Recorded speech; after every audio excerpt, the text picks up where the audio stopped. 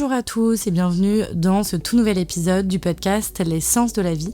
J'espère que vous allez bien. Aujourd'hui, j'avais envie de vous parler d'un mécanisme psychologique que je trouve vraiment fascinant. Je pense que c'est un de ceux qui m'a le plus aidé d'ailleurs à comprendre pourquoi parfois on a l'impression que notre réalité confirme exactement ce qu'on pense de nous.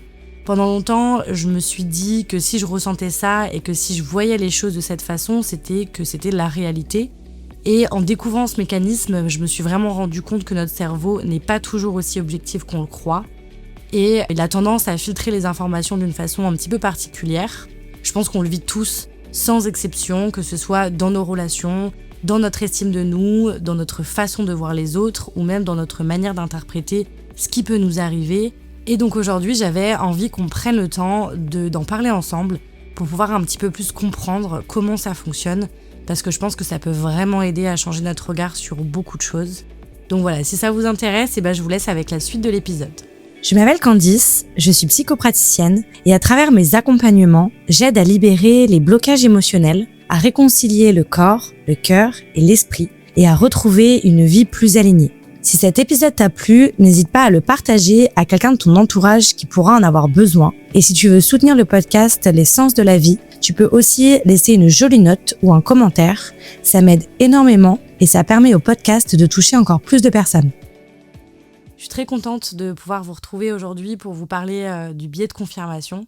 Et dans un premier temps, je voulais un petit peu vous expliquer ce que c'est concrètement le biais de confirmation. Le biais de confirmation, c'est tout simplement la tendance qu'a notre cerveau à chercher des preuves qui vont venir confirmer ce qu'il croit déjà. Dit comme ça peut paraître assez simple, alors qu'en réalité, ce mécanisme, il va influencer notre quotidien. Et je trouve que c'est assez impressionnant la façon dont il va l'influencer. En fait, notre cerveau, il adore avoir raison, parce qu'il va aimer la cohérence, il va préférer retrouver quelque chose qu'il connaît déjà plutôt que de remettre complètement en question une croyance. Et du coup, inconsciemment, il va porter beaucoup plus d'attention aux informations qui vont dans son sens. Et parfois, il va complètement passer à côté de celles qui pourraient nous montrer l'inverse. Avant d'aller plus loin, je pense que c'est important de revenir rapidement sur ce que c'est une croyance. Parce qu'on entend souvent parler de croyances limitantes. Mais concrètement, qu'est-ce que c'est ? Déjà, une croyance, c'est quelque chose que notre cerveau a fini par considérer comme vrai. C'est pas forcément la réalité, ça va être une conclusion qu'on a construite à partir d'une expérience, de notre éducation, de ce qu'on a pu vivre et de ce qu'on a répété finalement. Par exemple, un enfant qui a grandi en ayant souvent l'impression qu'il dérangeait, il peut finir par développer la croyance qu'il est de trop. Un autre enfant qui va recevoir beaucoup de critiques peut commencer à croire qu'il n'est jamais assez.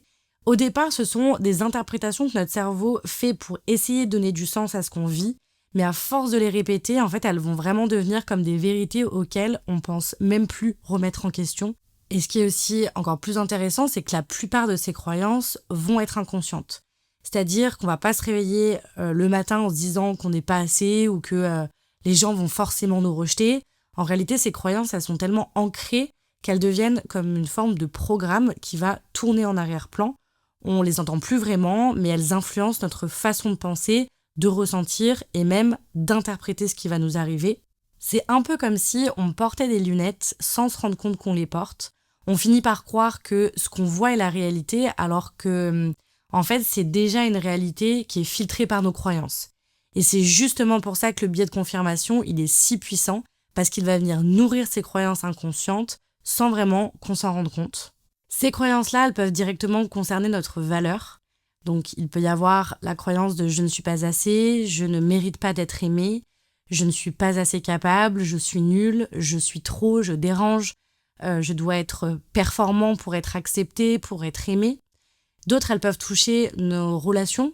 Par exemple, les gens finissent toujours par partir, on finit toujours par me rejeter, l'amour fait souffrir, je ne peux compter que sur moi-même. Je vais forcément être abandonné, il faut se sacrifier pour être aimé. On peut aussi avoir des croyances sur le monde, ou encore ça peut aussi toucher la réussite et l'argent. Et donc, toutes ces croyances-là, on ne va pas les répéter consciemment, elles sont juste, comme je vous disais, en arrière-plan.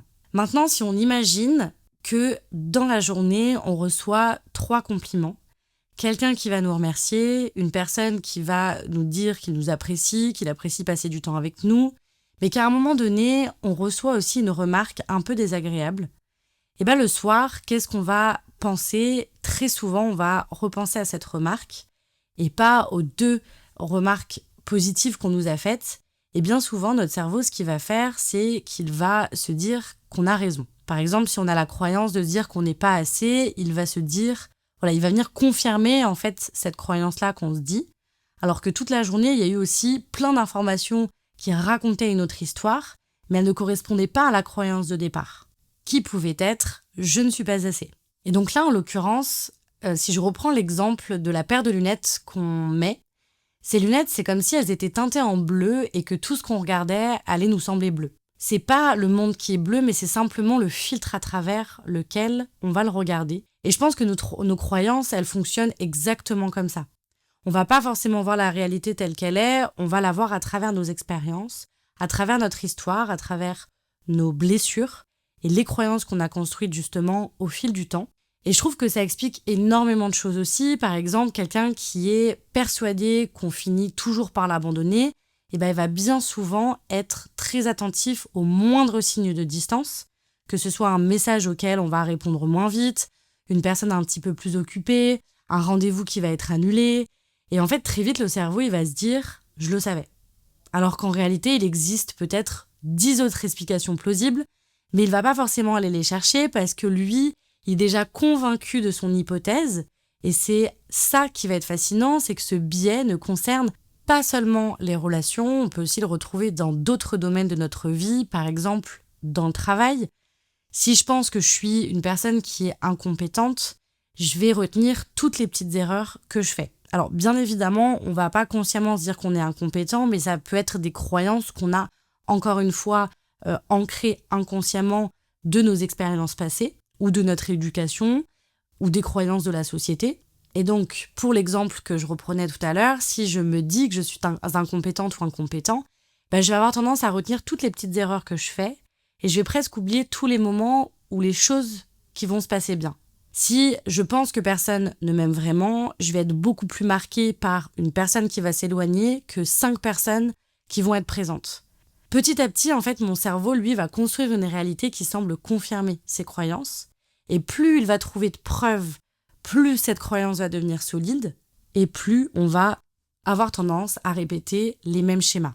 Donc ça fait d'ailleurs écho à l'épisode que j'avais fait sur les schémas répétitifs. Si ce que je vous dis vous parle, vous pouvez aussi aller l'écouter parce que je pense que ça relie énormément les schémas parce que de toute façon, ça va être relié aux croyances. Je crois que j'avais fait aussi un épisode sur les croyances limitantes. Et je pense que c'est aussi pour ça que c'est très difficile à changer parce qu'on croit souvent qu'il suffit de se dire qu'on est assez, qu'on mérite d'être aimé ou qu'on est capable. Mais si derrière notre cerveau, il continue de chercher uniquement les preuves qui vont nous raconter l'ancienne histoire, alors il aura énormément de mal à intégrer cette nouvelle croyance. Et c'est là où en fait je trouve qu'il y a quelque chose de rassurant aussi parce que ça veut dire que nos pensées ne sont pas toujours la réalité. Et ça, c'est vraiment important de le conscientiser, parce qu'elles sont parfois simplement le reflet du filtre que notre cerveau utilise depuis des années.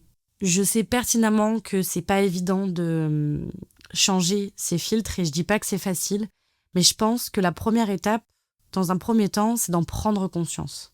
Parce que je pense qu'à partir du moment où on réalise qu'on porte des lunettes, on peut enfin commencer à regarder ce qu'il y a au-delà. Ce qu'il y a aussi d'important à comprendre, c'est que le biais de confirmation, c'est pas un ennemi, c'est un bug de notre cerveau. Au départ, c'est un mécanisme qui est là pour nous simplifier la vie parce que notre cerveau, il reçoit des milliers d'informations chaque jour. Il est obligé de faire le tri, sinon je pense qu'il serait complètement submergé. Le problème, c'est que lorsqu'une croyance est douloureuse ou limitante, ce même mécanisme, il va finir par l'entretenir pendant des années. Et je pense que c'est aussi pour ça que le changement prend du temps. Parce qu'il ne suffit pas de se répéter une nouvelle croyance devant le miroir. Je pense qu'il faut aussi offrir à son cerveau de nouvelles expériences, de nouvelles preuves petit à petit. C'est en vivant des expériences différentes qu'on va commencer à montrer à notre cerveau que l'histoire qu'il se raconte depuis des années n'est peut-être pas la seule possibilité. Et je trouve que c'est plutôt encourageant parce que ça veut dire qu'on n'est pas condamné à rester enfermé dans nos anciennes croyances. Et surtout dans nos schémas, en fait, dans nos mécanismes, on peut apprendre à les observer, à les remettre en question et avec le temps à construire une manière beaucoup plus nuancée de voir les choses. Le petit conseil que je voulais vous donner par rapport à ce que je viens de dire dans cet épisode, si vous vous reconnaissez dans ce que je viens de dire et que vous avez envie de vous sortir de certaines de vos croyances et surtout de ce biais un petit peu de confirmation, c'est que la prochaine fois que vous vous surprenez à penser par exemple et à vous dire « j'en étais sûre », de vous demander « est-ce que je suis en train de regarder toute la réalité ou seulement la partie qui confirme ce que je crois déjà ?» Je trouve que cette question, elle est toute simple, mais elle peut vraiment changer notre façon de nous regarder, de regarder les autres et surtout de regarder la vie et surtout de reprendre notre responsabilité. Ça, c'est vraiment quelque chose aussi qui est important, c'est de reprendre sa responsabilité et de ne pas blâmer en fait l'extérieur parce que je pense que c'est à partir de ce moment-là aussi que les choses peuvent changer. En reprenant cette responsabilité-là et en essayant de voir les choses différemment. En tout cas, j'espère que cet épisode vous aura permis de découvrir ce mécanisme ou peut-être simplement de mettre des mots sur quelque chose que vous viviez déjà sans vraiment le comprendre. Comme toujours, prenez ce qui résonne avec vous, laissez ce qui ne vous parle pas et surtout continuez à vous observer avec beaucoup de curiosité et surtout beaucoup de bienveillance parce que je pense que c'est souvent comme ça que les plus grands changements peuvent commencer.